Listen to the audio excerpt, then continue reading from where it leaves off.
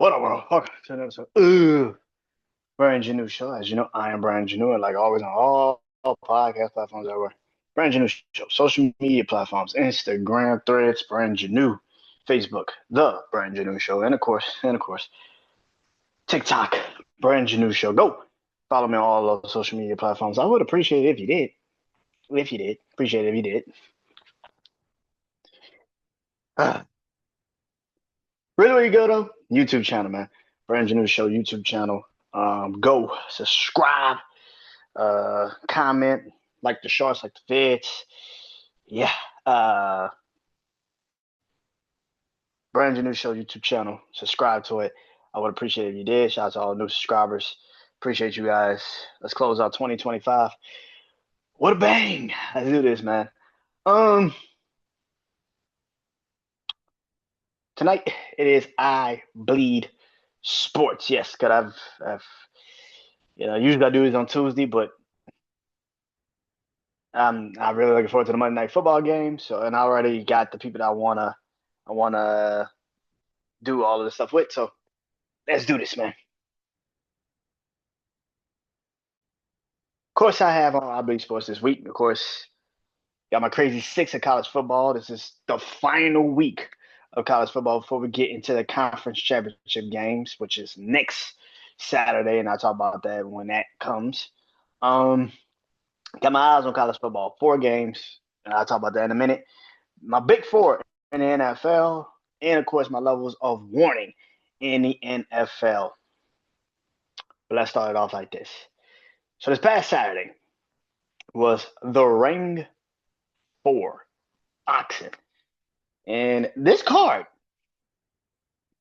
was exactly what we thought it would be. It was what boxing needed to close out the year. Definitely what it needed to close out the year. Um, incredible fights this past weekend. You had Abdullah Mason, you had Bam Rodriguez, you had, of course, the anticipated Brian Norman Jr. versus Devin Haney fight, and of course, you had David Benavidez fight Yarden, Anthony Yardy, in that light heavyweight matchup.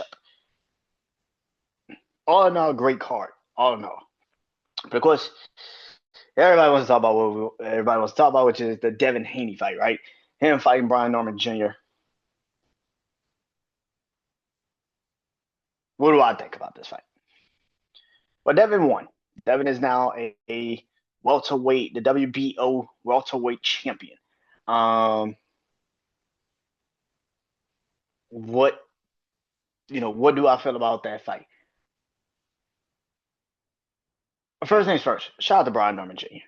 I know it's very easy to sit here and criticize him and sit there and say, "Oh, he was flat-footed. Oh, he just didn't have the speed. Oh, he just didn't have this, and that's why Devin was better and all this other shit." Brian Norman Jr. is what, 24, 25?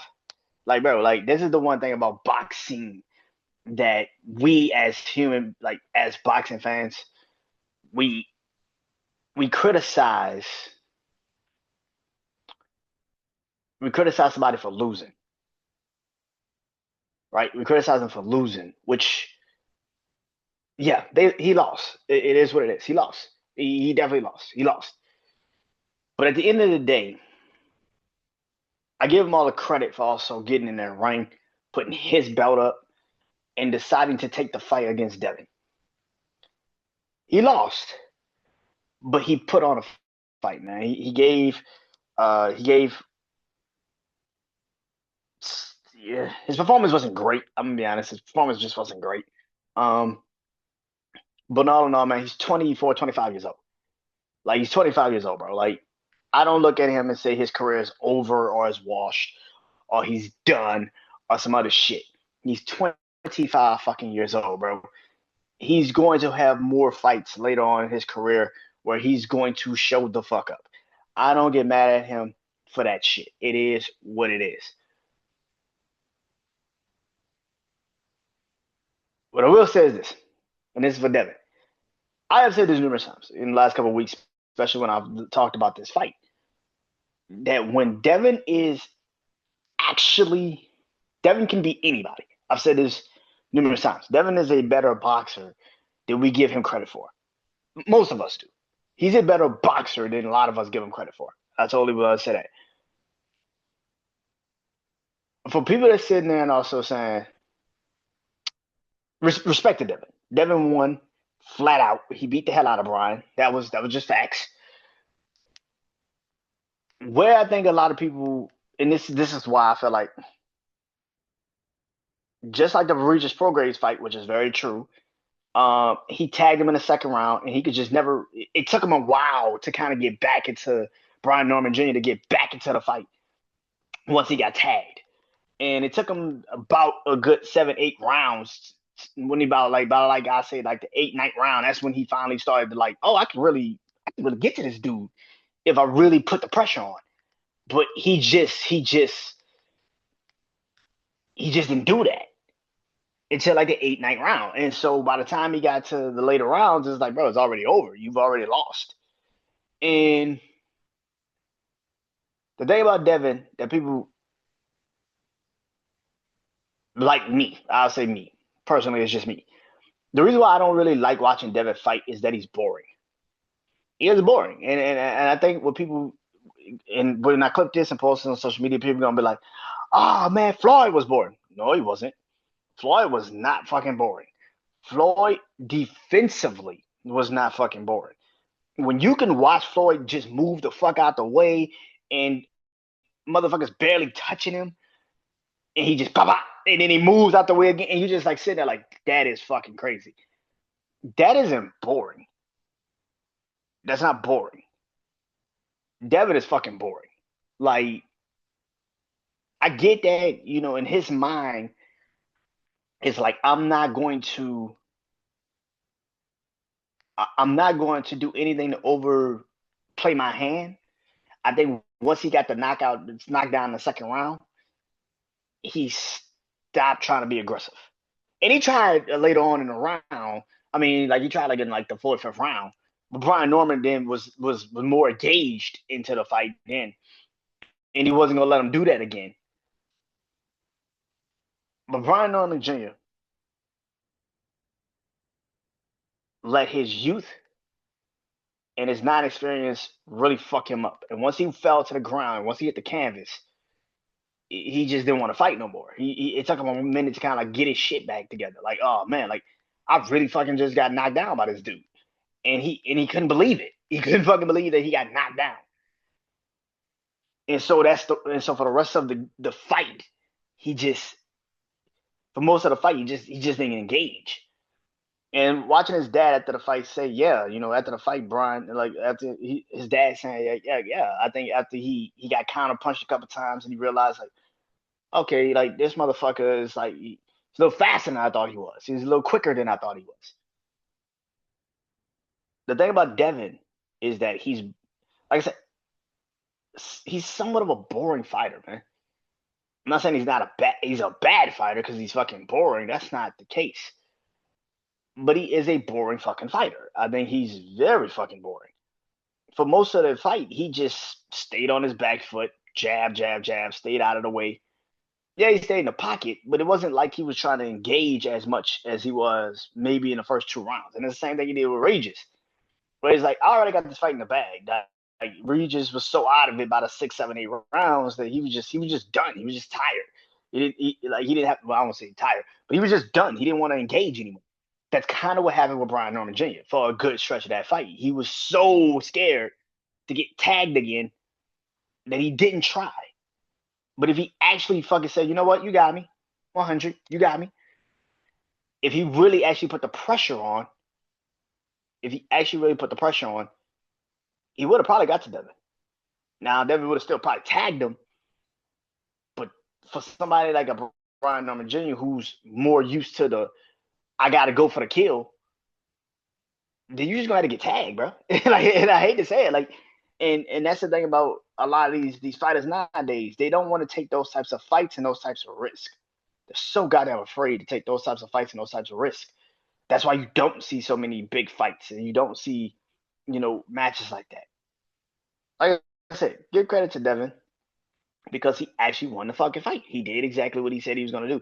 he outboxed Brian Norman Jr. Once he knocked him down, I will always say, once he knocked him down, Brian Norman Jr. was just placing. Like he was just completely and utterly out of it for the rest of the fucking fight. For most, I don't say all of the fight, but most of the fight, he was just out of it, and he didn't want to engage. And it's like, well, once you don't want to engage, it's kind of easy for you now to just for somebody like a Devin Haney who could just jab the shit out you.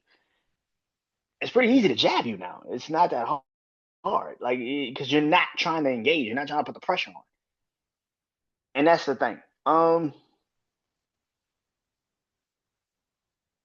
question now becomes because again we're in this world where immediate reaction is he's the greatest boxer of all time. I still rather watch Teofimo Lopez. Whenever he comes back, I'd rather watch Tank Davis. Like I'd rather watch Pitbull Cruz. Shit, even though he's slow as fuck, but when he connects, and that's Rolly Romero. I don't like Ryan Garcia at all. I don't like watching Ryan Garcia at all. He's literally just a hook. That's literally what he is. But I would even watch a Ryan Garcia fight because at least I know it's gonna be a knockout. Like I feel like this, but like Devin is again, people are gonna jump out here and say, oh, he can run through the welterweight division. I don't know if he can. I don't know if he can. I think he is good. But if you told me Devin Haney versus Boots Ennis right now, I think Boots beat the shit out of Devin. And that's the problem and that's the problem. Even though he beat Brian Norman Jr., I don't think he beats Boots Ennis. I don't think he beats Virgil Ortiz. I don't think he beats them. And that's the thing. I give people I don't even think he still beats Ryan. Like, well, I do think he could beat Ryan. Ryan is not a great boxer. He's the fucking power puncher. And I've always said this. The reason why Devin lost that fight against Ryan is because he tried to bully him. And once he couldn't bully him, and he knew he couldn't fucking bully him, he kept leaning himself into the fucking punches. He leaned into the hooks more than Ryan threw them bitches. He was just dropping his hands every time he threw a jab. He just dropped his fucking hand, and Ryan just had to tag him. And Ryan had a quicker reaction than I think Devin was ready for. But yeah, I don't think Devin is like the greatest boxer on the planet. I think like I said, he's a better boxer than a lot of people give him credit for. But if I if I had to pay money to watch Devin Haney fucking box for real, fuck no. It's boring. It's fucking boring. Like it's not exciting. Yeah, he gets a jab, he gets a knockdown here and there, but he doesn't go for the kill. And I think that's kind of why I don't like watching Devin, because it's like when Tank tags you, Tank tags you. When Teofimo Lopez tags you, Teofimo Lopez tags your ass. When Pitbull Cruz tags your ass, he tags your ass. Even Bam, David Benavidez. You had people on this card that you saw that was literally like, all right, I'm done with this shit. And it was over. And they didn't do it extra. They didn't keep it going. Once they realized they could beat your ass, they played with you for like 5-6 rounds, and then they're like, I'm done with this shit. Bow, and it's over. I'm done with this shit. Bow. That's the problem with Devin. It's like, yeah, he can beat anyone. The problem is what happens when he can't. What happens when somebody gets hit, goes to the canvas, and like, you know what? He got me, but let's go.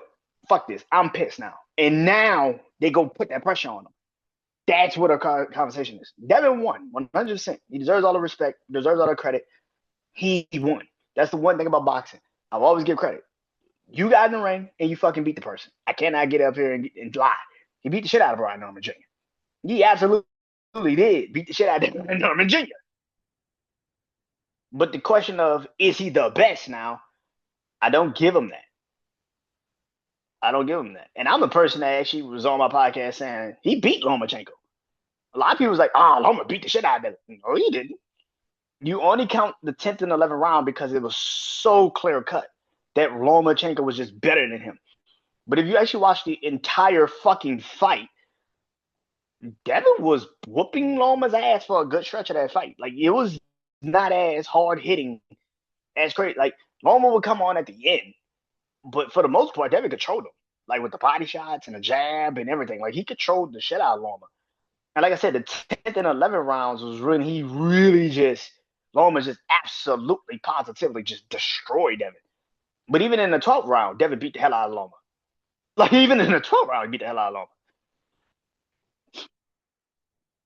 Yeah, but and for people that's also like, oh man, Devin beat the hell out of Brian. For people that's also not understanding this, Devin Haney is supposed to fight Teofimo Lopez, and he took Brian Norman Jr. You want to know why he took Brian Norman Jr.? Because Brian Norman Jr. is just a power shot, a power hitter, nothing more, nothing less. He's just a power hitter. Devin can beat those guys, flat-footed power hitters. But people that's actually his age, his speed, his awareness, just as good as a boxer as he is, like Teofimo Lopez. Teofimo Lopez whooped the shit out of Devin Haney, and he knows that. He knows that. That's why he didn't take that fight. He knows that shit. He knows Teofimo Lopez beat the shit out of him. That's why he didn't take that fight. It was supposed to be them two, and he chose not to fight him. So, yeah, credit, but let's get 100. Let's keep it a beam. I still think Teofimo will whoop his ass. I think Tank will whoop his ass.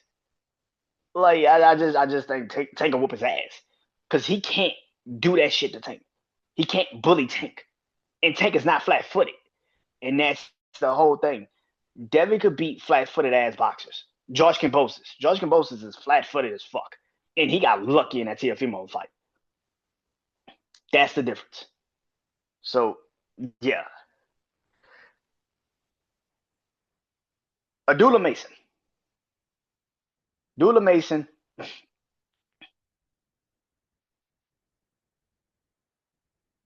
To be 21 years old, to go into a fight that with a bigger, stronger person than you are, and to put on a boxing display like he did.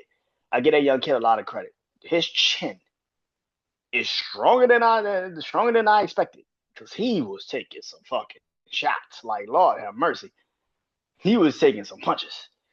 His chin is way stronger than I thought it was because the shots he was taking, holy shit. Ain't no way in hell he was still standing. Like, ain't no way in hell.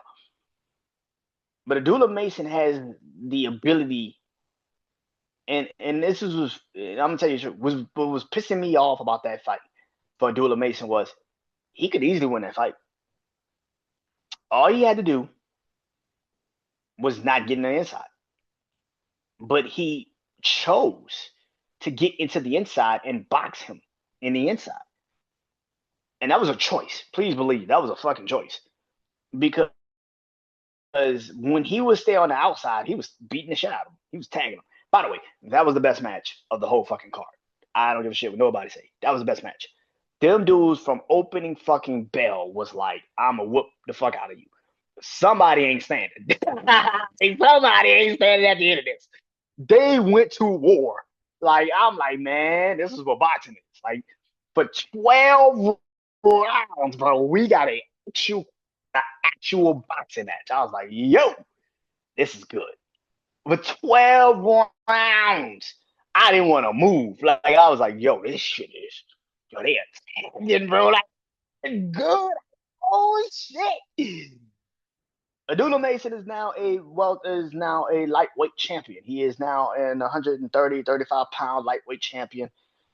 And of course, the question becomes like, all right, who's next? Well, the belt that they were fighting for was Keyshawn Davis's belt. Now, I really haven't heard shit from Keyshawn Davis since the shit that happened in his hometown around the time that he had to get stripped of the belt. Dude, I haven't heard shit since then. But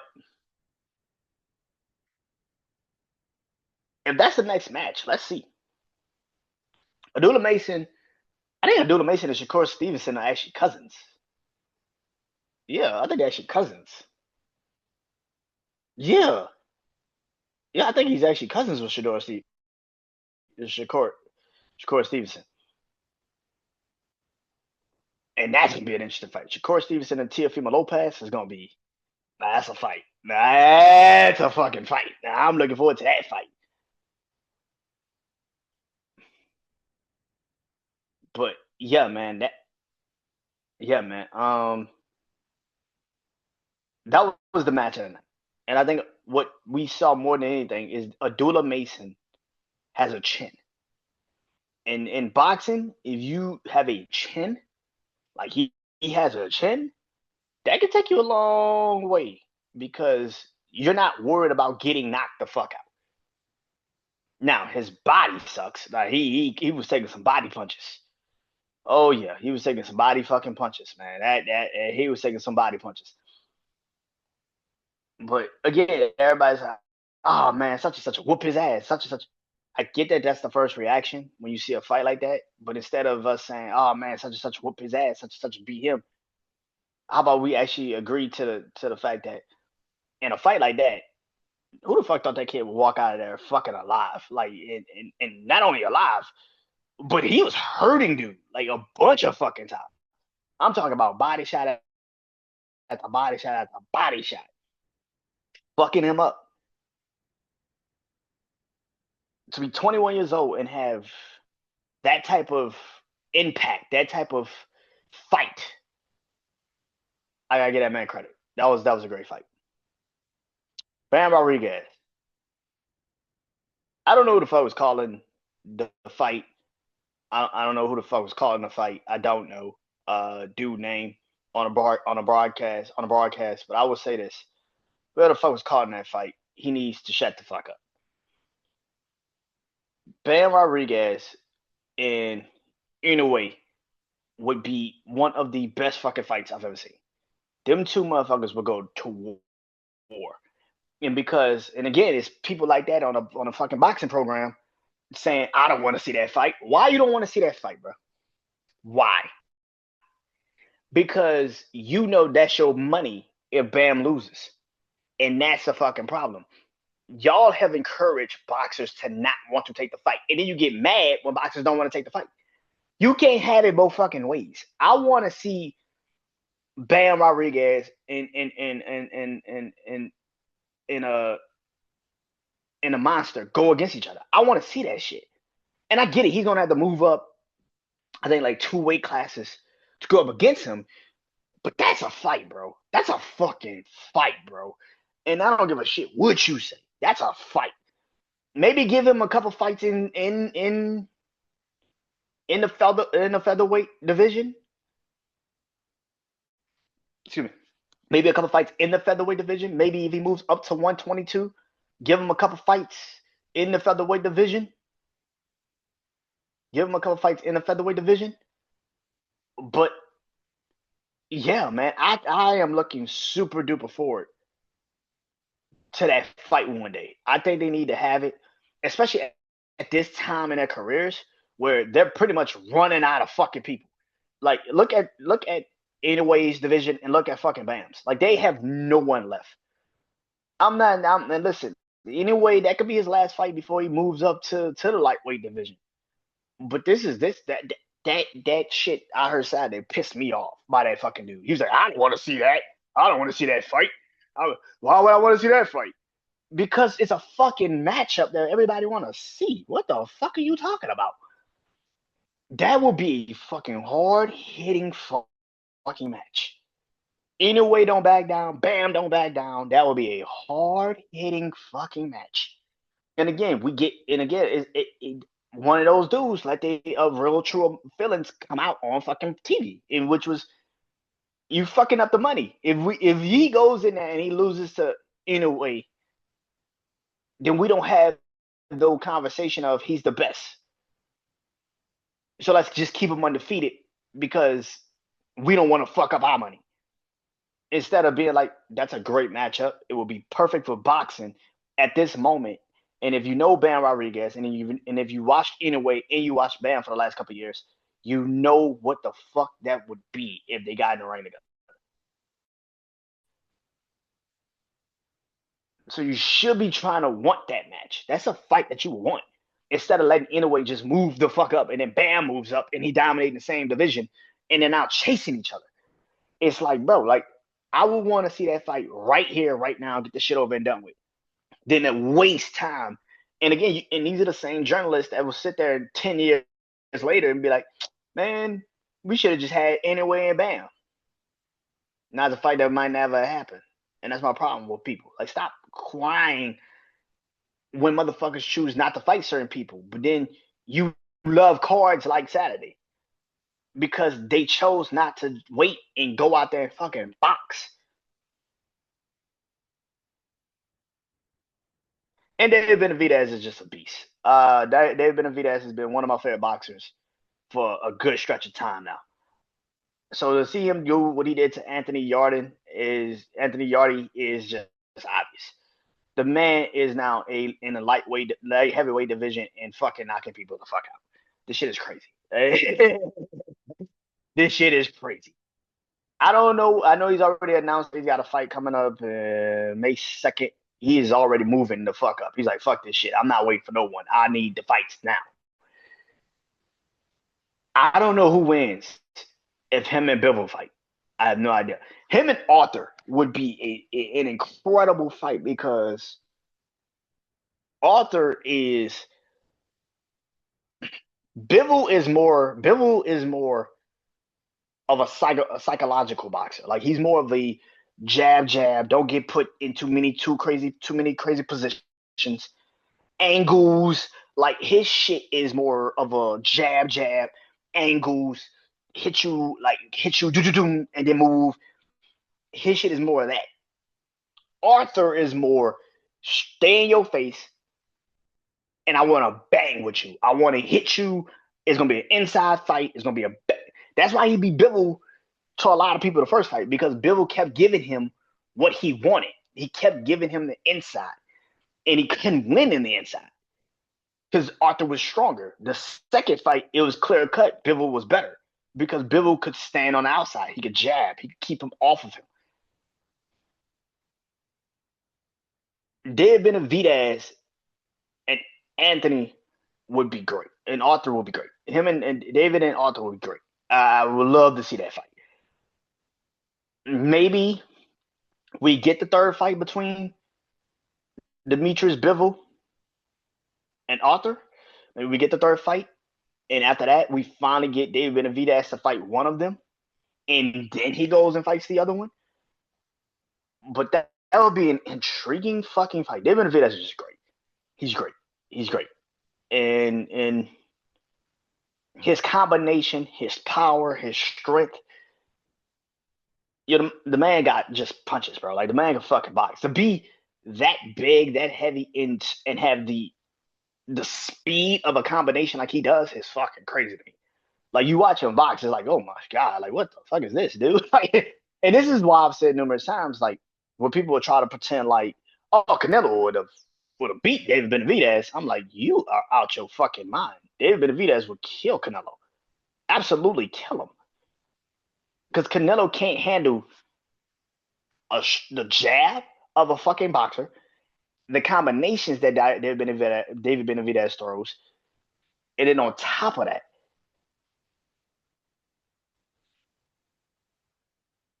you're not going to win the inside battle with David Benavidez because he's stronger and bigger than you. And that's the fucking thing. So, yeah. Oh, no, man, this call was great. This call was great. Now, there's a couple boxing matches that have been announced. Like I said, Teofimo Lopez and Shakur Stevenson is supposed to take place on my birthday. We shall see if that's still going to happen. That's only 2 months away. But there's a fight that is also announced and it will be happening in December, and that is Anthony Joshua versus Jake Paul. Now, Anthony Joshua is replacing Tank Davis, who was supposed to fight Jake Paul, and now he's being replaced by Anthony Joshua. That is a complete another psychological fucking crazy difference in boxing. Like, Jake Paul was clearly the bigger boxer against Tank. He was clearly the bigger fucking boxer. That, like, Tank is a lightweight. Jake Paul is at least middle light heavyweight. Like, the disadvantage, Tank is 5'4". Jake Paul's like 5'8", 5'9". Like, bro, like it was a fucking completely like different fight. Like it was the psychological fuck up was there. Whereas for this fight, it's completely fucking different. Like Jake Paul was punching down a Tank. Now he's punching up. And that's fucking different. Like that is a complete. And Jake Paul's never fought anyone that was smaller than Tank or bigger than him. Like smaller than him or bigger than him. He's never really fought anyone like that. He's always fought somebody that was his size, but just wasn't a boxer. And the one time he did fight somebody that was his size and a boxer, he lost.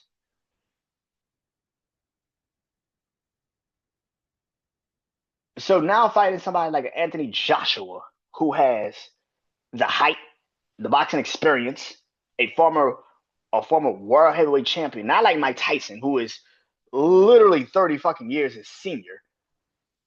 Somebody that's at least closer to his age, way taller than him, who's an actual boxer who has been active in the last couple of years. Matter of fact, just this year alone, he fought Daniel Du Bois. This is different. This is a completely different fucking fight for Jake Paul.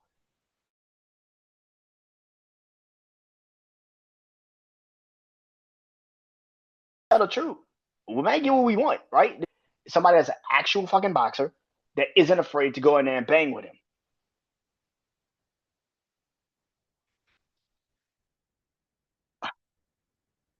We got a couple of weeks. I'm gonna be honest. Now I will say this. This is before I get into this. Anthony Joshua has no chin. That motherfucker has no chin. That nigga has. That nigga don't have no chin. Like nigga, that nigga ain't got no chin. Holy shit. You catch him the right way. He fucking fall. That nigga falling like London Bridge. That nigga Anthony Joshua ain't got no chin. Lord have mercy. Oh my God. You catch him the right way. Oh, he tumbling. That motherfucker falling. Lord have mercy. Oh, that nigga ain't got no chin. No chin. Oh my God. He has no chin. Like, man, oh man, oh man. The boy ain't got no chin. It's disturbing how easy it is to tag him. Like Andy Ruiz tagged his ass. Usyk was tagging him. Daniel Du Bois, like, bro, he has no chin. To be that big and have no chin is crazy to me. It's crazy to me. I've seen Fury get tagged a couple of times too, though. So it's not like Fury and Wilder too. Wilder's got, I don't know why. I guess when you that fucking big, you don't have to work on your head movement. You don't have to really work on your chin. But yeah, I mean, because Jake and because Jake is gonna probably have to throw some wild ass punches, he might catch Anthony. Like, because he's going to have to throw some wild ass punches. Because if he thinks this is going to be a simple fucking boxing match, then it's just like, bro, you're gonna lose, kid. Like, because Anthony's way more well versed in boxing than you are, and a he's actually active. Like, he's actually fought actual fucking heavyweights. He's a former heavyweight champion. Like, yeah. So, yeah, I mean, that's what makes me like. I think Anthony wins the fight, no matter what. I think Anthony could win the fight, but there is a thing about boxing that is very serious, and that is that anything can happen. And that is my thing. I think Anthony Joshua gets touched, he can fall. He can fucking fall, and don't get it twisted. And I want people to also understand something. Andrew Ruiz was more of Jake Paul size. Andrew Ruiz was more of Jake Paul size. So when he got touched by Andy Ruiz, he fell. Like, I would say maybe Andy Ruiz and Jake Paul like the same fucking height, close to the same height. Maybe Andy might be 6 feet, might be 6 feet, and that's being generous. Like Jake Paul's at least 5'8", 5'9". Anthony Joshua's a good 6'1", 2. Like when you saw the face off, Jake Paul's looking up at Anthony Joshua. Like, he's looking up to this dude. Like, he's like, and then Joshua's looking down. It's boxing, anything can happen. And that's why I'm saying anything can fucking happen. But if you're a real boxing fan, you know I get this shit 2 rounds. I, I, I get this shit 2 rounds. If this is a real fucking boxing match, I get this shit 2 rounds. I don't think Jake Paul survives. I think Jake Paul barely survives the first. I think Anthony Joshua touches him a couple times, and if he catches him for real, oh my god, it's gonna be a bad fucking night. We're gonna find out Jake Paul got a chin, and that's what the fuck we're gonna find out. Because the people he's been fighting has not really touched him. They haven't really touched him. They haven't really got to that chin. They really haven't severely fucked him up. And when he has been severely fucked up, he's been wobbled. Like the last fight he had, dude was kind of fucking him up at the end. But this is the first time you actually are fighting someone like an Anthony Joshua that can really fucking hurt you. And yes, Anthony Joshua has no chin, but what he does have is the power. And that's where the problem kicks in. So I don't know what's going to happen. I'm looking forward to the fight. It's December 19th. It's right before Christmas on Netflix. And I plan to see a murder that night. I plan on December 19th to see a body. To see a body on the mat, on the canvas. Now, here's the crazy part. It could be Jake Paul's. 9 out of 10, it probably will be.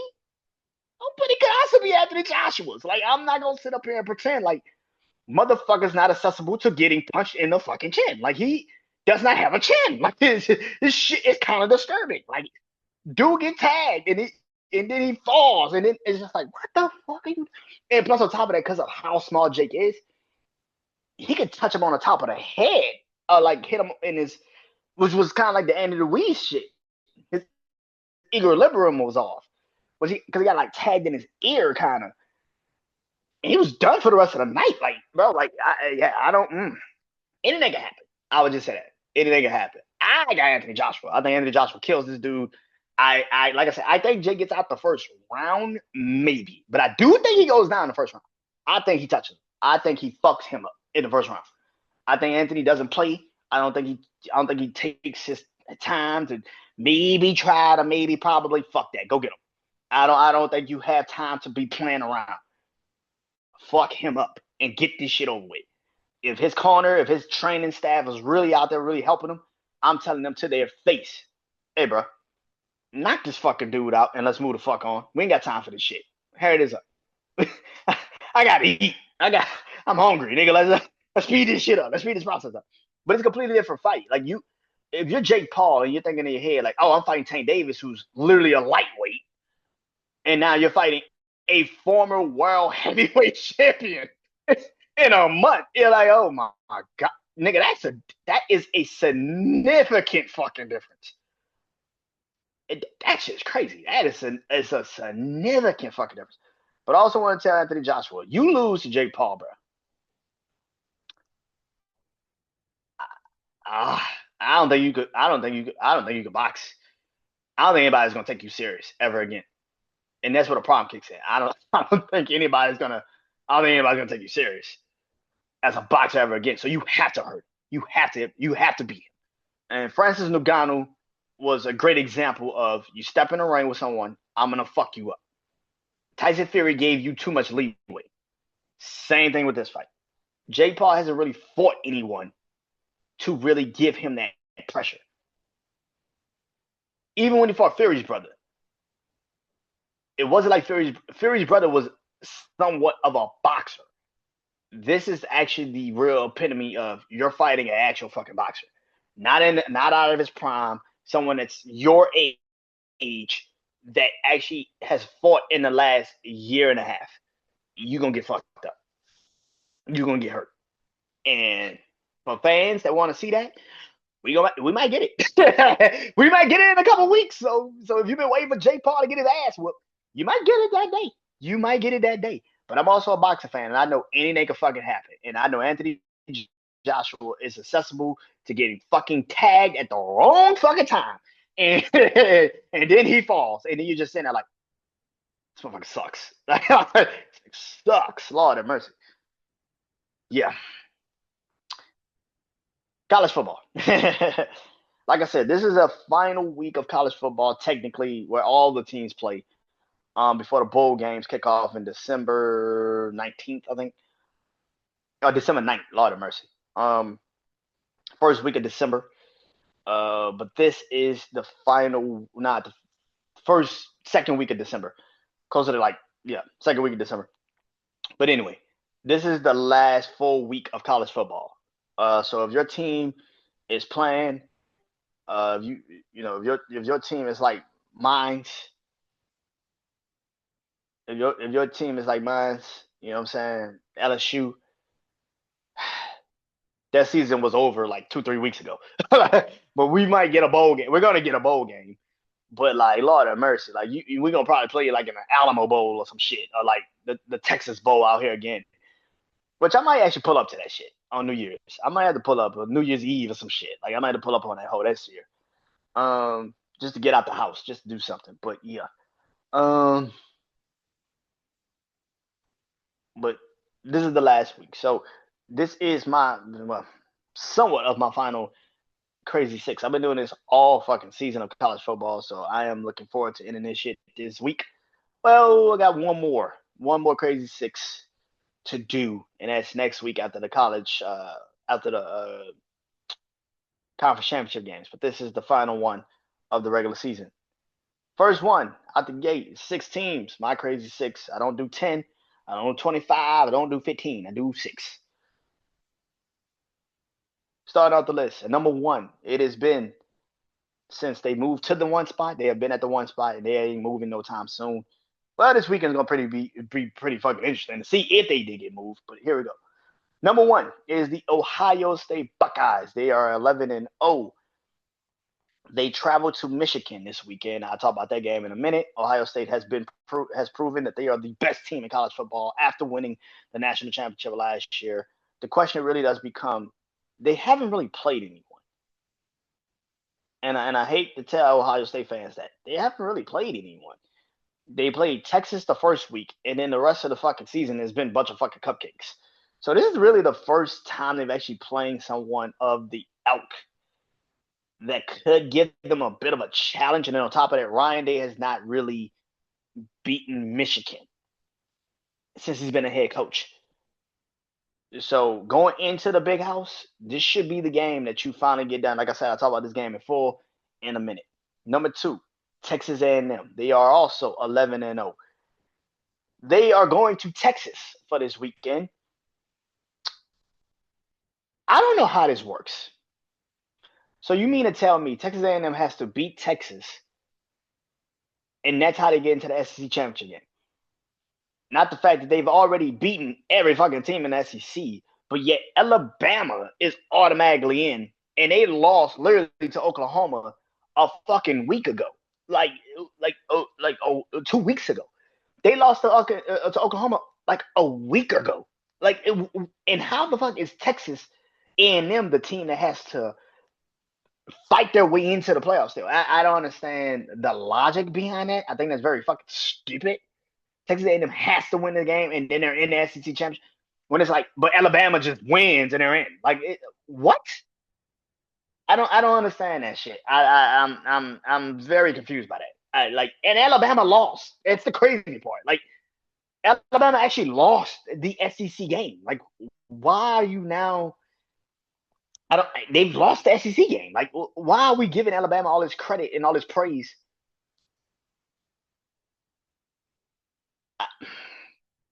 It's not the team that's actually undefeated and has won every SEC game that they've been asked to win. I don't understand that shit. Anyway, Texas A&M plays against Texas. I'll talk about that game in a minute as well.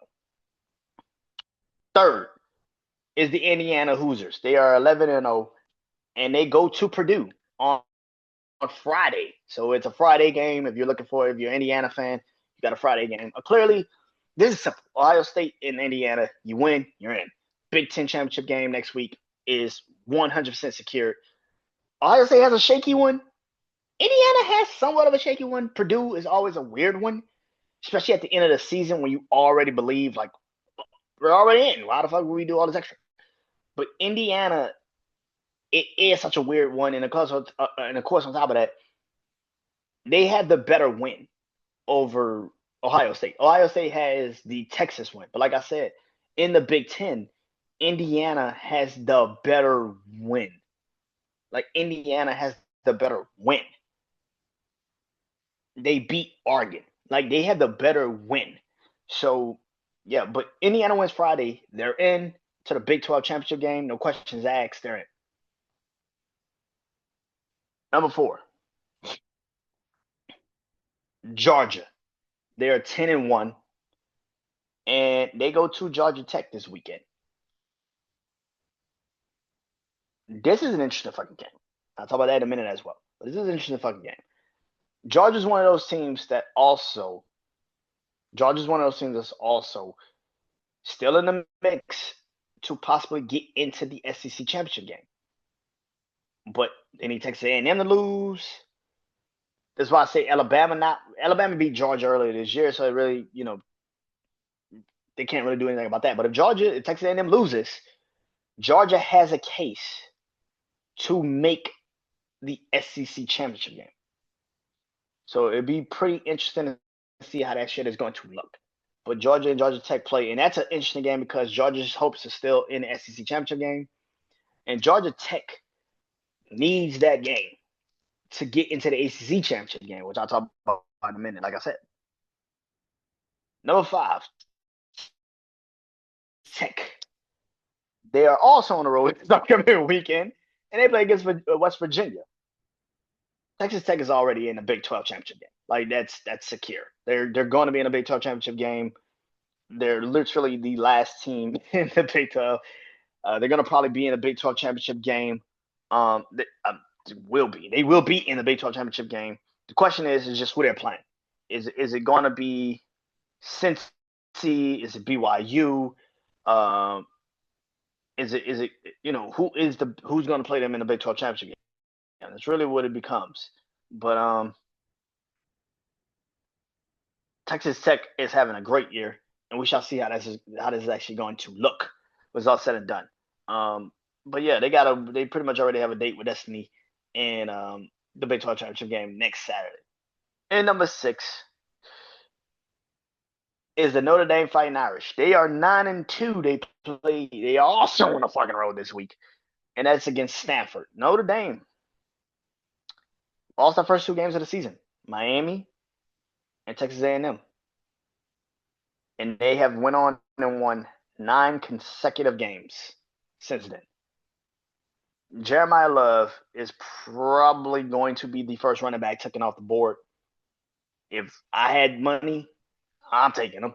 I mean, if I was a team that kind of needs a running back, I take him. I don't give a shit that's the first round. I don't give a shit if it's in the top 5. I don't give a fuck. There is nobody that's out here playing like he's playing right now. Especially if you're a team that kind of needs a fucking running back. Yeah, you take him. And looking at the draft right now, there's a couple of teams that you're sitting there saying, yeah, they could probably take him. So Notre Dame is 9-2. They have literally won 9 consecutive games. 9 consecutive games.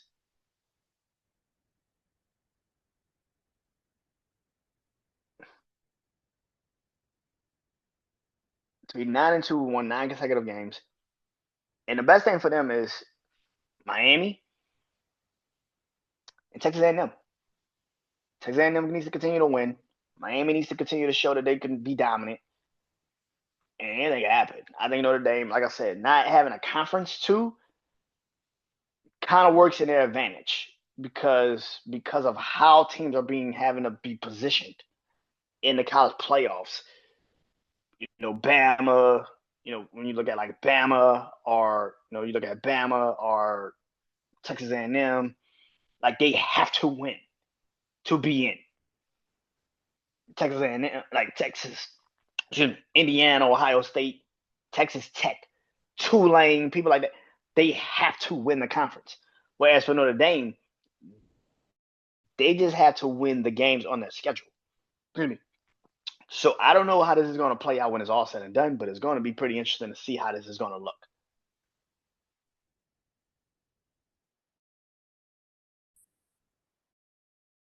But Notre Dame is at number 6.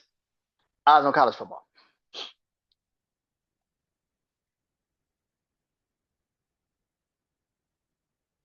Four games, man. 4 games. I do 4 games. I don't do all that craziness, but I do 4 games. Four.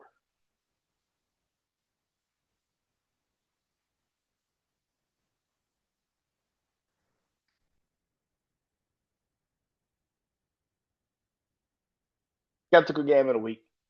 My most interesting game of the week. My upset game of the week, and of course my game of the week. Let's get into it. My skeptical game of the week is Georgia versus Georgia Tech. I told you I'll talk about this game in a minute. Georgia still has a chance to make it to the SEC championship game. Yes, Georgia still has a chance to make it to the SEC championship game. Like I said, they need Texas A&M to lose. Texas A&M to lose, and they will be in. So yes, they still have a chance to make it to the SEC championship. Even Alabama losing would be a help for them.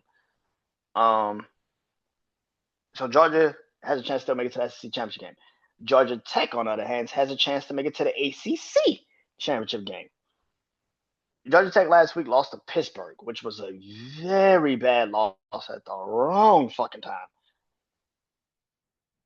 Because now your control over the AC, and this is the same thing it felt like last year with Georgia Tech, where Georgia Tech, all they had to do was win against Georgia and get in to the ACC championship game. And the fact that this is now pretty much like Georgia Tech's fate is completely and utterly out of their hands, this is going to be intriguing to see because Georgia Tech needs to be Georgia, but Georgia needs to be Georgia Tech because this isn't about conference. This is about positioning in the polls. Because even if you don't go to the conference championship game, like Georgia's right now out of it, I think Georgia Tech right now has their fate pretty much in the hands of like some other teams. But it's about trying to make the college playoffs. And if Georgia beats Georgia Tech, it's another team on their resume. Now, I don't know what Georgia Tech is going to be because, like I said, I'm doing a show before the polls come out tomorrow. So Georgia Tech could be completely out of the polls. Now, knowing how fucking polls are working, they're not going to take Georgia Tech out the polls, even though Georgia Tech was like 16th all fucking ready. They're probably going to put Georgia Tech at 25. So they can sit there and say, well, Georgia beat another ranked team. So they can give the boost up of Georgia. The problem is if Georgia Tech beats Georgia, now you're having a whole different conversation because now it's like, oh, wait a minute. Wait a minute. And I just want to remind people, it's not like Georgia. It's not like Georgia. It's not like Georgia didn't almost lose last year to Georgia Tech. They went to like 8 overtimes. And it literally took like 8 overtimes to actually be Georgia Tech. So it can actually happen. Most interesting game of the week. Texas A&M versus Texas. Told you I get to this game.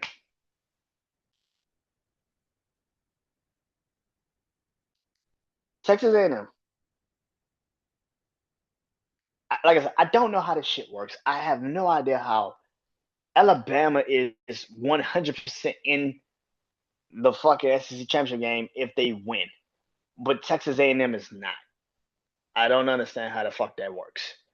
I don't know how Texas A&M is not already in the fucking college, like already in the SEC championship game. I don't know how that fuck that works. But anyway, Texas A&M has been very fucking good this whole season. This is one of those games where again you're putting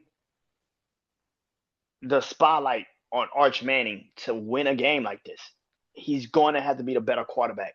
The Marcellus Reed Saturday. If he's not the better quarterback, no, do they play Saturday or Friday? I think they play Friday, if I'm not mistaken. Yeah, I think they play Friday. If he's not better than Marcellus Reed Friday, do they play Friday or Saturday? I don't fucking know. I gotta look at the schedule again. But anyway, whenever they play this weekend, if he's not better than Marcellus Reed,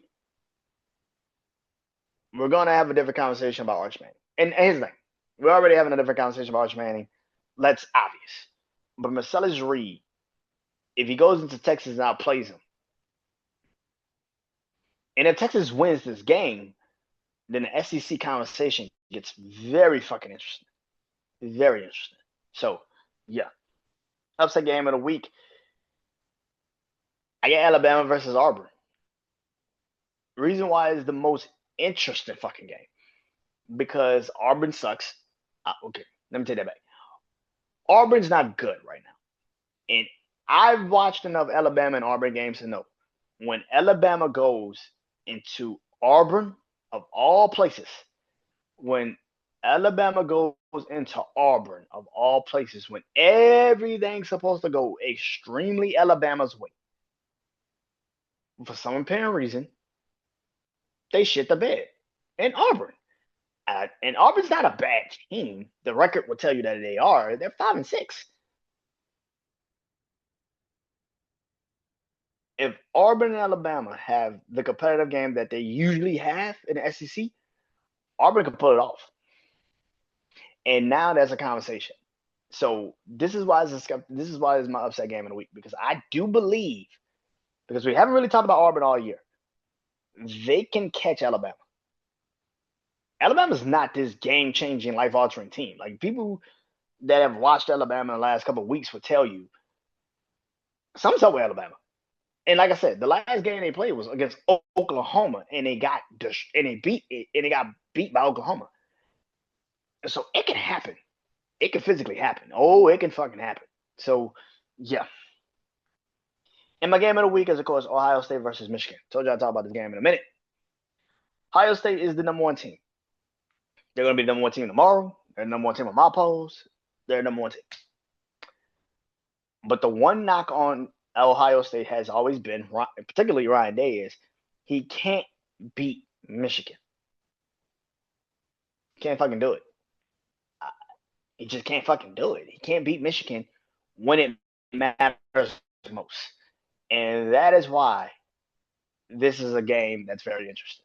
This is why it's my game of the week. Because if Ohio State can finally get over the boogeyman, which is Michigan, Ohio State may be the best team. But Ohio State last year was 11-0, just rolling along. And then they went up against Michigan and Ohio State, and they lost. And you're just sitting there like, how the fuck did you lose? And you just sit there like, how the fuck did you lose? And it's the same scenario, right? Where it's like you win and you're in. Like, you win and you're in the Big Ten championship game. And they lost. And you just sit there like, how the fuck did you lose? And you're just sitting there like, how the fuck did you lose? Michigan had no offense. The only they had was defense. And this is one of those games where Bryce Underwood, the true freshman, he can become a legend in this game. It's going to be pretty interesting to see. I think Ohio State wins, but I've seen crazier shit happen. Like last year when Ohio State was supposed to fucking win and they lost to Michigan. You're just sitting there like, how the fuck did you lose? Yeah. NFL. Big four. I don't do 5. I don't do 6. I don't do 10. I do 4. This is my big 4 in the NFL. Started off the list at number 1. It is the Los Angeles Rams. They are 9-2. They beat the shit out the Buccaneers last night. I'm just like, what the fuck? They beat the hell out the Buccaneers. Now the Buccaneers have been sliding. I'll talk about them in a minute. But the Rams are good. And right now, if I had to put money on this team, I think the Rams are the best team in the NFC. I said last week I think they were the most complete. I didn't think they were the best team. I think the Rams are the best team in the NFC. I think they're the best team in the NFC. Watching the Eagles play last night, watching the Lions play yesterday, the Packers, them destroying the Bucks like they destroyed the Bucks. Seattle struggling against Tennessee. It's like, what the fuck what's the NFC? What is the NFC? And it's kind of hard to ask the question because I don't fucking know. I think the Rams are the best team in the NFC. Do I think them going? Do I have them going to the Super Bowl? I gotta see them against the Eagles again. But no, but because it's gonna be probably in LA down, they might could get the Eagles. But the Rams play against the Panthers next week, who play tonight against San Francisco. So we should see how that game is gonna look. Number two, it's the Patriots, 10-2. Um, they are at home next Monday, which is gonna be pretty fucking interesting. Next Monday night, they play against the Giants, who are officially eliminated from playoff contention. Fired the defense coordinator, fired the head coach, and now it's just like, okay, well, let me remember what I said. You got your starting running back for the next couple of years. If Cam Scatterbo could come back from that horrific injury, but if you saw him last Monday, seemed like he's ready to play. Malik Neighbors, who also had a horrific injury, and Jackson Dart, who also has been dealing with concussions. If you can build this team, this is a good team. They can actually do something. If you saw them yesterday against the Lions, they played very fucking well with Jameis Winston. So they can do something. They got something in New York. They just gotta build it. But the Patriots are 10-2. They struggled against Cincinnati, for the most part. But just like every Patriots game, they figure it out. They're the first team to make it to 10-2 this season, by the way. So yeah. Like I've said numerous times, I had the Patriots winning the AFC East. Nothing has changed. If you watch Thursday night, the Texans and the Bills, that is why I have the Patriots winning the AFC East. You can't even convince me that shit is going to change. And looking at the Patriots schedule and looking at the Bills schedule, yeah, yeah, the Patriots probably get this shit in like the next 2 or 3 weeks. And probably everything is going to be going through New England. And if that is the case, good fucking luck. Because I don't know who could beat New England in New England. That's a hard game. That's going to be a hard fucking thing to do. But the Patriots are number 2 on my list right now. Number 3, it is the Denver Broncos. They are 9-2. They play against the Commanders on Sunday Night Football. Oh my God. Can we swap both of these games? Like, can we flex these games? Can we flex them? Like, can we flex them? Can we? Like, I mean, God Almighty, dude. Like, ooh, shit. Like, ooh, shit, man. Oh man. Like, I mean, put like the buck. Let's swap like Friday. Like we could do the Eagles and Bears on Sunday night and have this fucking game on Black Friday. Gives a fuck. Like we're chilling, eating leftovers. Like nobody wants to watch this fucking game. Like what the fuck are we doing? Oh good God Almighty! Fuck, I swap it with the Ravens and fucking Bengals. I mean, Joe Burrow's back. I'd rather watch that than fucking this. Like, oh my God, man. But anyway, you telling me you want me to see a car crash and a car crash? Like, oh shit. Anyway, the Broncos are 9-2. They play against the Commanders this upcoming week. They were on a bye last week. It's nothing really to talk about. They were on a bye last week. There's not really anything to talk about. I mean, just wait till this upcoming Sunday and I'll talk about it then. But yeah, they're 9-2. Congratulations. Four, number four. Um, and number 4 is the Seattle Seahawks. They're 8-3, and they take on the Vikings this upcoming Sunday. Gonna be pretty interesting because Sam Darnold plays against his former team, Minnesota, like he played like Minnesota last year. He played for Minnesota last year, and we're gonna see. And of course, now that we've heard Kevin O'Connell say that JJ McCarthy is in concussion protocol, yeah, this is gonna be a bit of a problem. Seattle beat Tennessee. Congrats. But how can I say this?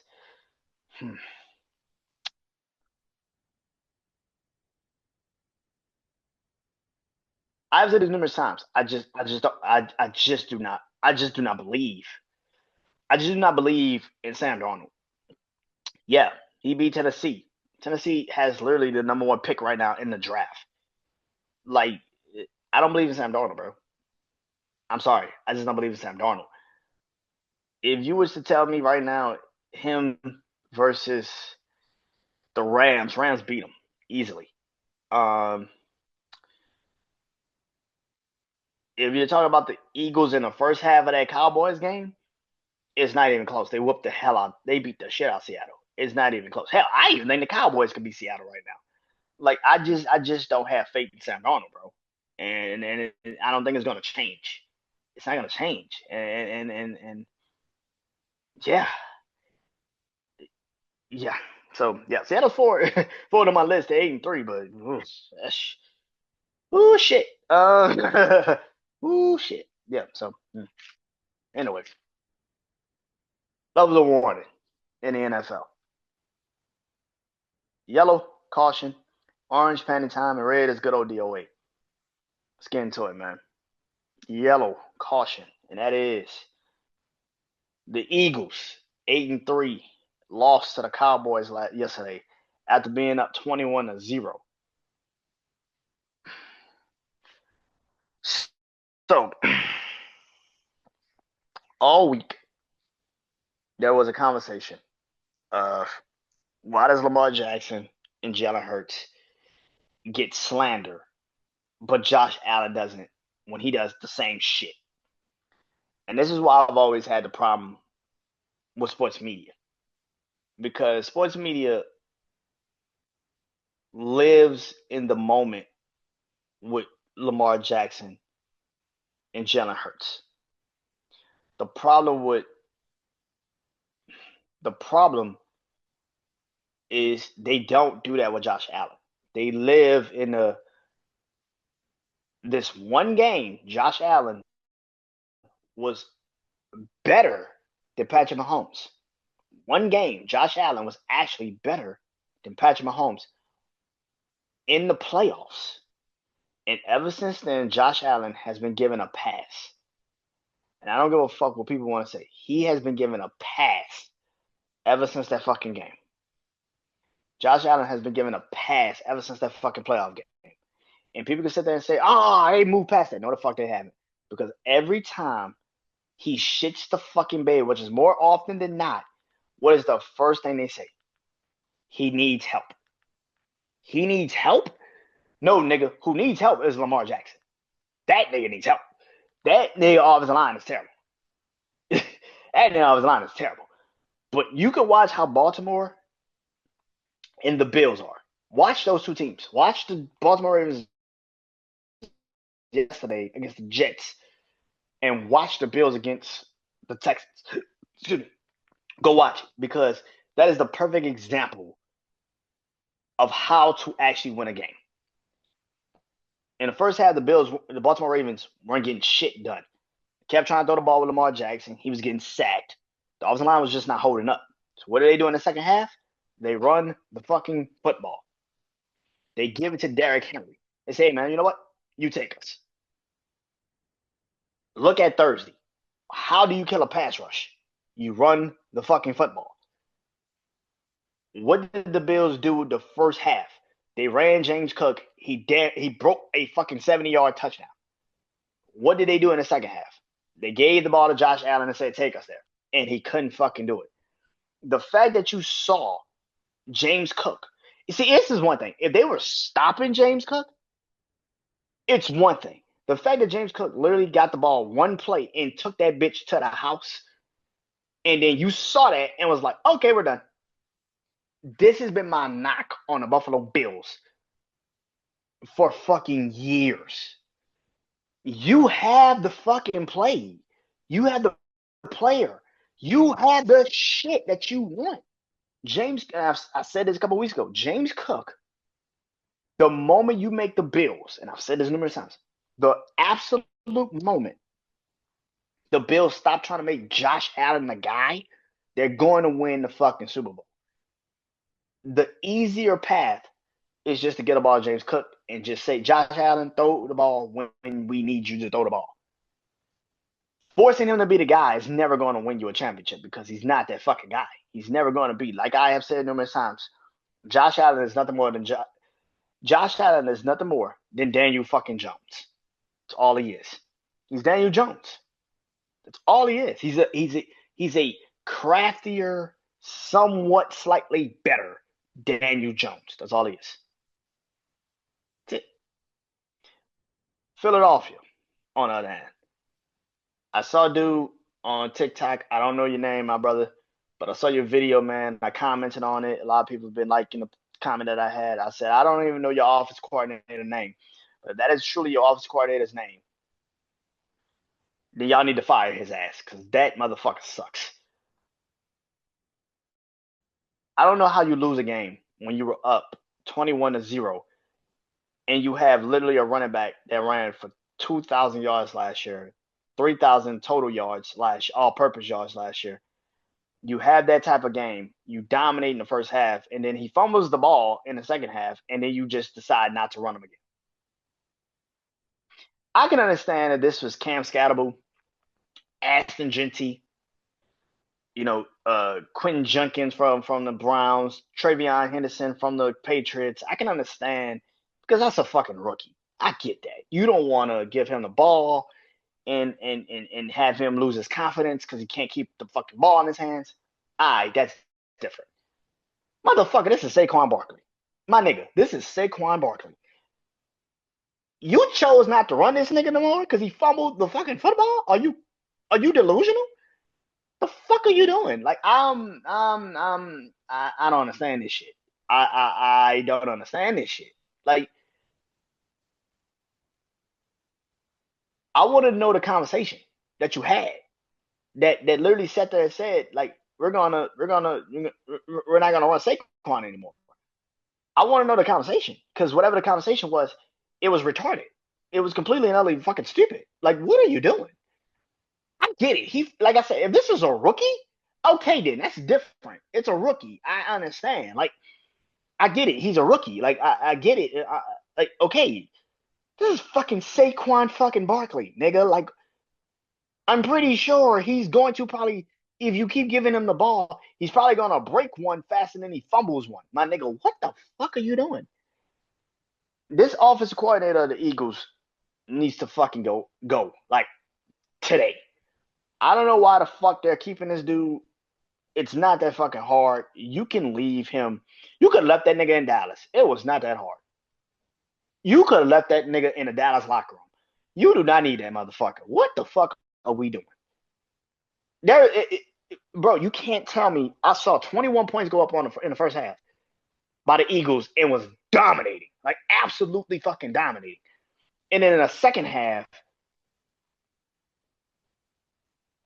they don't show up. And what the fuck are we doing? I can't. What the fuck are we doing? Like, oh my god, bro. Like, seriously, bro? Seriously, bro? Whoever the offensive coordinator of the Eagles is, severely needs to get fired. Like, this is ridiculous. I get it, y'all 8-3, but there is a time and a place. And this is why I continue to say people try to scrutinize Jalen Hurts.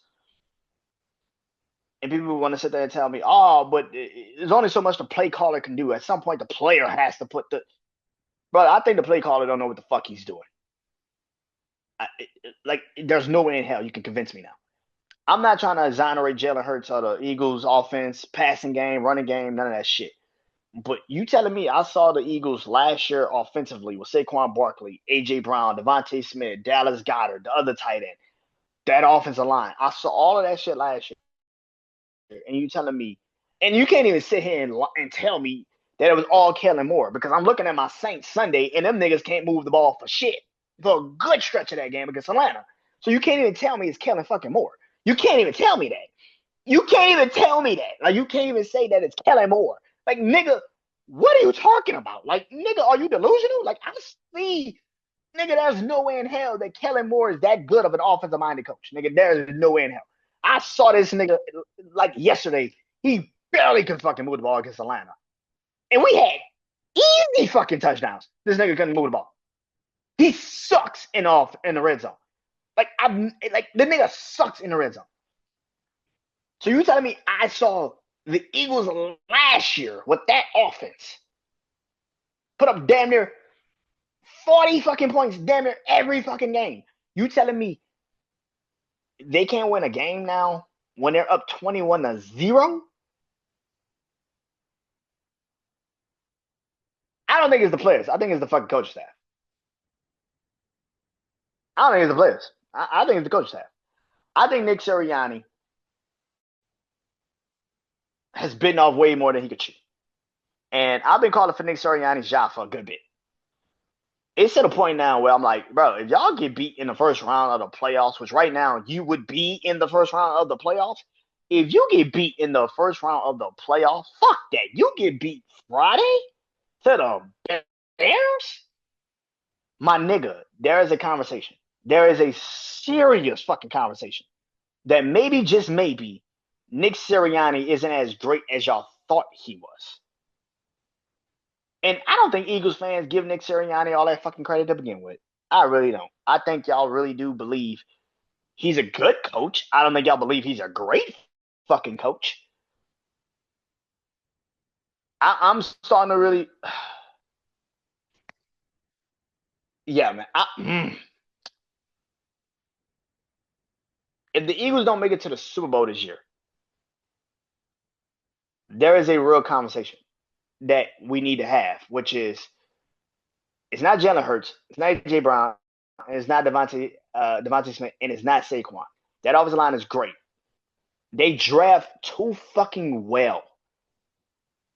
Bro, they draft too fucking well. Bro, there's times where me and my brother Juan be sitting there like, what the fuck do we give the Eagles? Because we can't give you everything. You have every fucking thing. What the fuck do we give you niggas? There is not a time and a place where I feel like the Eagles should be in this fucking levels of warning. I should not be talking about the fucking Eagles this late into the season. This is ridiculous. Watching that game yesterday, I was just like, there's no way in hell they lost. There's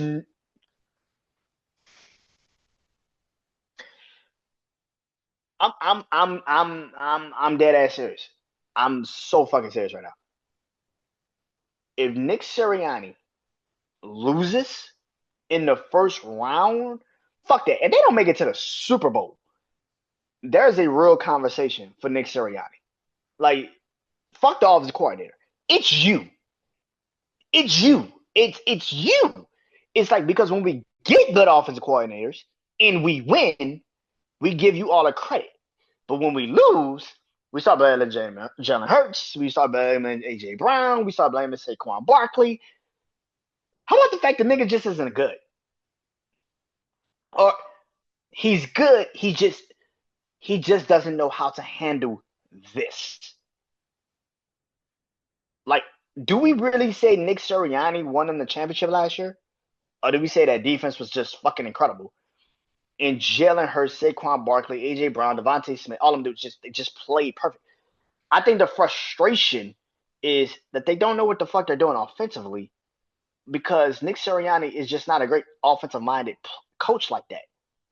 And every time they've actually had a really okay, decent offensive-minded coach, they've gone to a Super Bowl. You can't tell me in the last 4 years, which this would be, you get to a Super Bowl, lose to Kansas City, you go 11-0 the first, you go 11-0 for your first 11 games, and then lose the next 7 fucking games straight because your offense couldn't get going. Like, what the fuck? And then you win that last year. You win a Super Bowl last year, and now this year your offense looks like it's still in a fucking rut. Like it just cannot get going. You can't tell me that, bro. And they had games like this 2 years ago where the offense looked great in the first half, and then the second half came, and you're just like, what? Who the fuck is this? You should be sitting there like, who the fuck is this? This is not the same Eagles. This is what the Eagles are. And this is what Nick Sirianni has been. 2 years he's been great, but let's be honest, do we give him that tag of he's great, or do we sit there and say he really did just get really good offensive coordinators? And I don't know how good Kellen Moore, and Kellen Moore might be a better offensive coordinator than it is as a head coach. But I would say this about Kellen Moore: those players play for him in New Orleans. No matter what happens, they're still playing hard. So maybe that's the thing. Maybe the Eagles wasn't as great as they were offensively, but they played for Kellen Moore because he got a lot out of them. But this is starting to get a little bit concerning for me, man. Like I'm starting to get to the point now where I'm like, I don't know if the Eagles could go on the road in a playoff game and win in the playoffs because this offense is so fucking up and down, and the defense isn't great. Like I've said this numerous times about this defense. This defense needs help in that secondary. That secondary is suspect as shit. And even when you brought in, uh, a Jair Alexander, that fucking secondary is still suspect as shit. So yeah, orange is panic time, and that is the Buccaneers. They are 6-5. Tonight's gonna be an interesting fucking night. I tell you that much because if Carolina actually wins, goes into San Francisco and wins, they're tied at the NFC South. They don't tie. Okay, they will be tied for the NFC South. The Buccaneers are last night. What y'all saw from the Buccaneers is what I've been saying about the Buccaneers for a long time. You can only control the dam for so long until that shit breaks. The injuries on offense of the Buccaneers are starting to just have a very, very lingering problem with the Buccaneers. They're having a real lingering problem. Now Baker Mayfield is hurt. Bucky Irvin's been out for most of the season. Mike Evans is gone for a good stretch of the season. Chris Godwin just came back last night. Your standout rookie wide receiver is great, but he's also been banged up. And now you're starting to see that defense, which I've been saying for a very long fucking time, and this is why I kept saying you should probably draft a fucking cornerback. I have said this numerous times. You swap picks between the Broncos and the fucking Buccaneers. If you swap their picks this year, you put Barron, the cornerback, in Tampa, and you put dude, the wide receiver from Ohio State, and you put him in Denver. This is two different teams we're talking about. Like maybe the Denver Broncos offense doesn't look that fucking putrid for most of the game, and maybe the Buccaneers defense, secondary wise, finally gets the fucking help that it's been fucking needing. Tampa Bay cannot.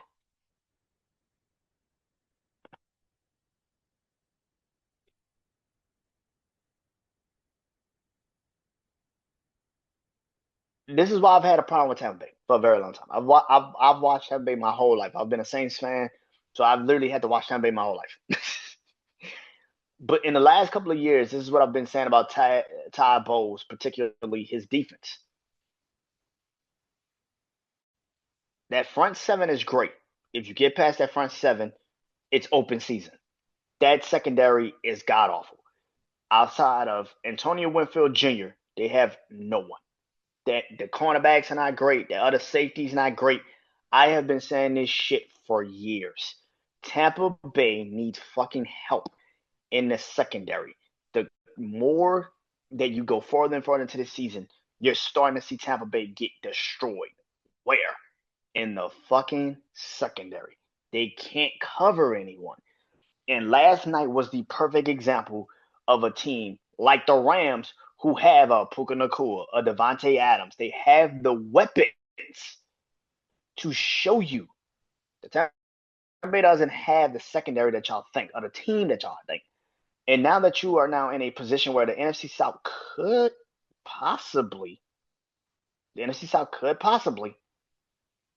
be taken from you. And do I think Carolina's better than Tampa? Oh, no. I don't think Carolina's better than Tampa at all.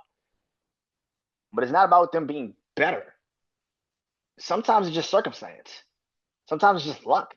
And right now, Tampa Bay is falling into a very bad fucking situation, which is they are fucking banged up at the wrong time. Carolina is as healthy as they're going to probably be all year. And the Tampa Bay defense It's just not great. And it's a problem that I've been saying about Tampa Bay for years. You can't just plug in any fucking body and think that defense is just going to be good. That front seven is great. But like I've said numerous times about that secondary of Tampa, they have open fucking season. You cannot, if you can't get pressure on a quarterback, you're fucked.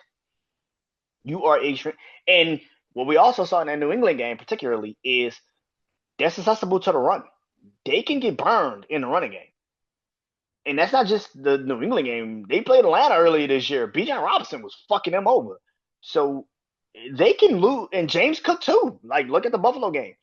James Cook was fucking them over in that game. So Tampa Bay cannot stop the run, and they cannot stop the pass when you actually throw it. This is a problem. This is a massive fucking problem. And I think Tampa, like I said, tonight's going to tell me a lot about Carolina, and next week is going to tell me a lot about Carolina.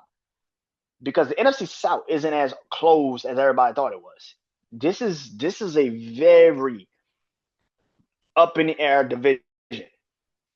In the next couple of weeks, we're gonna see how up in the air it really fucking is. And red is DOA, and that is the Vikings. They are 4-7. Woo, shit. JJ McCarthy, like I said, is in concussion protocol, but the Vikings this season. Listen,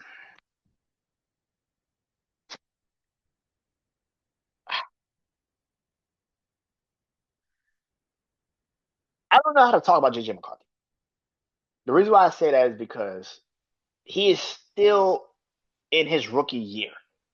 And I think people don't understand that. I think a lot of people think, oh no, he's not a rookie. Not technically he isn't a rookie, but he is a rookie.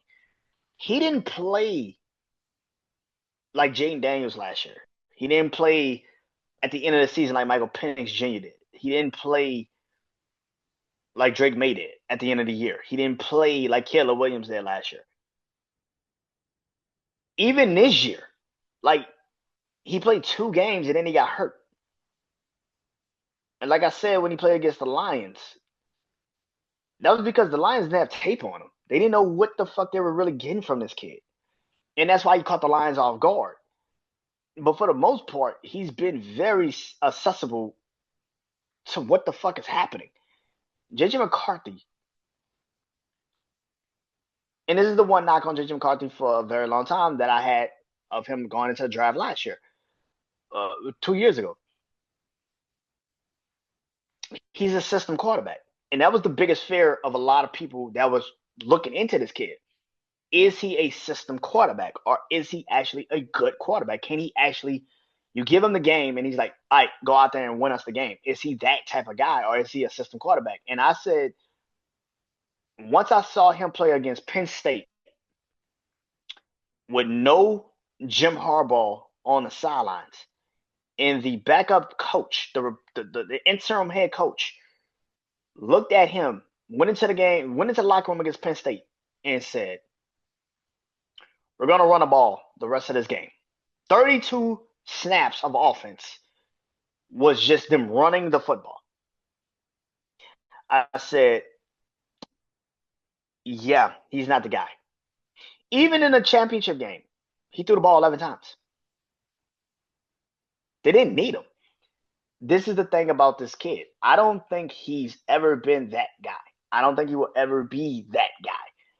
I do think Minnesota fucked up.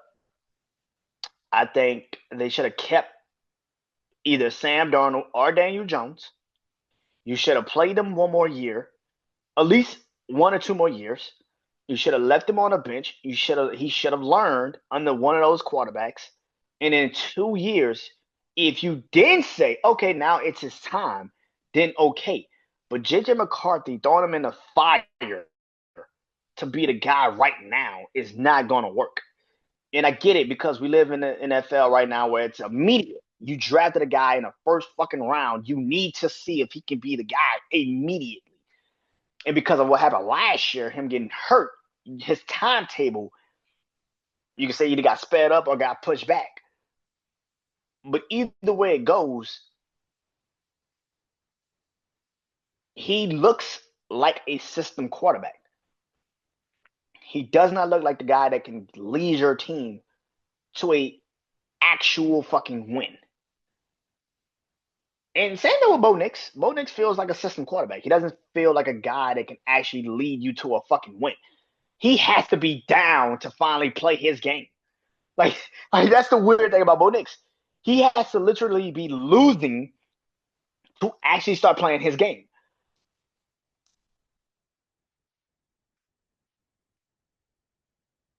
And this is why I had a real problem with Bo Nix and JJ McCarthy and Caleb Williams for a very long time because I'm like, I don't see it. I don't fucking see it. And JJ McCarthy right now is just feeling like he's in that same situation. So now that the Vikings are starting to kind of fall into this, oh shit, they might be in the top 10, top 15 of picks this year. Do you take a quarterback? And I've said this numerous times, this quarterback draft class sucks. It's not good. But what I will say is this: I do believe that the Vikings are going to.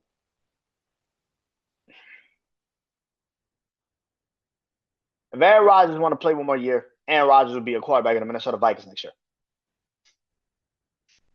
Aaron Rodgers is going to be the quarterback of the Minnesota Vikings next year.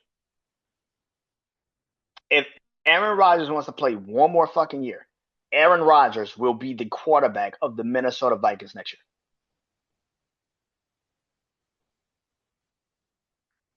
Now, you could sit there and say, does this mean it's the end for JJ McCarthy?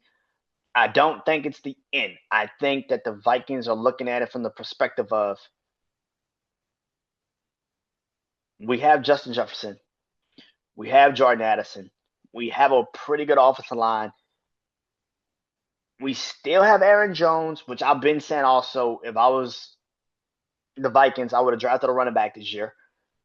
Because I thought this was an incredible draft class for running backs, which it is. And I can actually see the Vikings maybe getting Jeremiah Love from Notre Dame if he falls that far. I don't think he will, but if he does fall that far, then I think the Minnesota Vikings will be primed to get him. Or maybe they trade up and get him. I don't know. But they have a pretty good defense. I can easily see Aaron Rodgers going to the Vikings next year. I think the only reason why the Vikings didn't take him this year is because they were so like, JJ McCarthy's the guy. And now that you've seen enough of him, I don't want to say you've seen enough of him because he only played 6 fucking games, so it's not enough of him. But because he feels like a bust, they're gonna say, you know what? Fuck this. Kevin, especially Kevin O'Connell, who has a, you know, this was the guy you took him, and you can't fix him now. You need to give him a little bit more time. I can easily see them saying, I'm serious, if Aaron Rodgers does not retire, like he said he was, but if Aaron Rodgers does not retire this year, at the end of this year, I don't think he's back at Pittsburgh. I definitely 100% believe that he will be a Minnesota Viking next year. I think he will be the Minnesota Vikings quarterback next year. And you can sit JJ McCarthy on a bench and have him sit for at least a year. And he will actually learn from under Aaron Rodgers. I think that's the way it's going. I think that's how it's going to go. I don't know if Aaron Rodgers signed a 2-year deal with the Steelers or not. I think he signed a 1 year. But yeah. But the Vikings are running into that problem where you have a team, and you're seeing teams like Detroit, even though Detroit is struggling a little bit this year, the Packers are struggling a little bit this year, and the Bears feel like a really good team. I have my feelings on the Bears. I have my feelings on the Bears. I have my feelings. But you feel like the team that's lagging behind, and it feels like it's your quarterback's fault. There's going to be a change during this offseason. And I think the change is Aaron Rodgers. And that is it. That is all, ladies and gentlemen. That is it. So you guys, this is the last episode of the year for I Believe Sports. I will be back. I'll be doing my 3rd annual. I think it is. I've done it for 3 years now. I think it's the 3rd annual. That 3rd annual I Believe Sports Awards for the end of the year. So If you like that episode, if you love that episode, it will be back. I gotta write the people down, and hopefully I'll record it sometime next week. Yeah, sometime next week or the week after next. But I'll be doing my Oblique Sports Awards. This is technically the last episode of the year. Um, so yeah, so I'll be back next year. But Oblique Sports Awards is officially coming, and it's coming at the end of this year. And I'll talk to you guys soon. I am Brandon Janeau. This is Oblique Sports. Peace.